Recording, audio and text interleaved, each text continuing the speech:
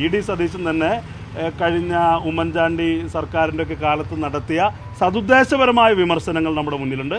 അതേ പാതയിൽ ഓരോ കോൺഗ്രസ്സുകാരനും അതുപോലെ വി.ഡി. സതീശനെ മാതൃകയാക്കി ഇത്തരം സതുദ്ദേശപരമായ വിമർശനങ്ങളുമായി തിരുത്താൻ വേണ്ടി രംഗത്ത് വരും. അത് പാർട്ടിയെ സംബന്ധിച്ച് ഗുണകരമാണ്. അതാണ് വി.ഡി. സതീശൻ പറഞ്ഞതുപോലെ ഒരു നെഹ്റുവിയൻ ജനാധിപത്യ സങ്കല്പം എന്ന് പറയുന്നത് തന്നെയാണ്.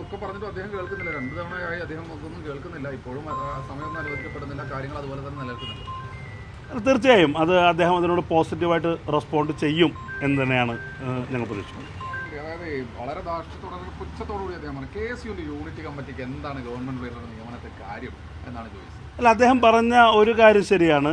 ഇപ്പോൾ KSUവിൻ്റെ യൂണിറ്റ് അല്ല അത് തീരുമാനിക്കുന്നത്. പക്ഷേ KSUവിന് അത് KSUവിൻ്റെ സംസ്ഥാന പ്രസിഡന്റാകട്ടെ ക്യാമ്പസിലെ ഓരോ KSU പ്രവർത്തകനാകട്ടെ എല്ലാ കാലത്തും അഭിപ്രായം പറയാനുള്ള അവകാശമുണ്ട്. KSUവിൻ്റെ തന്നെ ഏറ്റവും വലിയ അതിൻ്റെ ചരിത്രം പരിശോധിച്ചാൽ അറിയാം, എല്ലാ നേതാക്കന്മാരെയും മഹാനായ R. ശങ്കർ തൊട്ട് K. കരുണാകരനും AK ആൻ്റണിയും വരെ അത്തരം മുഖ്യമന്ത്രിമാരൊക്കെ ഇരുന്ന സന്ദർഭങ്ങളിലും KSU അതിൻ്റെ ആവശ്യങ്ങൾ ഉന്നയിച്ചിട്ടുണ്ട്, വിമർശനങ്ങൾ ഉന്നയിച്ചിട്ടുണ്ട്, തിരുത്തേണ്ട സന്ദർഭങ്ങൾ തിരുത്തിയിട്ടുണ്ട്.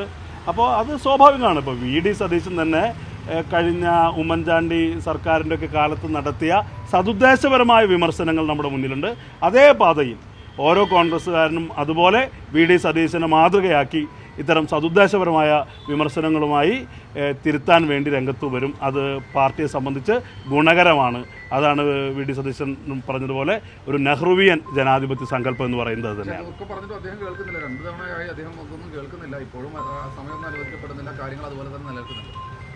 തീർച്ചയായും അത് അദ്ദേഹം അതിനോട് പോസിറ്റീവായിട്ട് റെസ്പോണ്ട് ചെയ്യും എന്ന് തന്നെയാണ് ഞങ്ങൾ പ്രതീക്ഷിക്കുന്നത്.